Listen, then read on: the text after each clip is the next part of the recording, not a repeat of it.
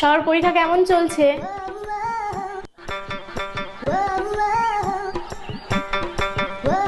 আচ্ছা, তোরা আগে ভালো করে প্রশ্নটা বোঝ, তারপর উত্তর লিখবি। তোদের হাতে 3 ঘন্টা টাইম। বাড়ি গিয়ে কি রান্না বান্না করবি নাকি?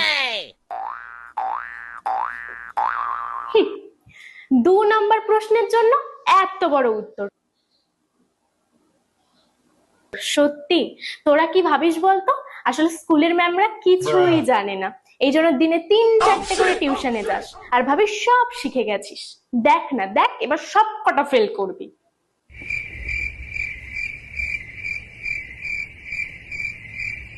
কি যে হাতি ঘোড়া লিখছি!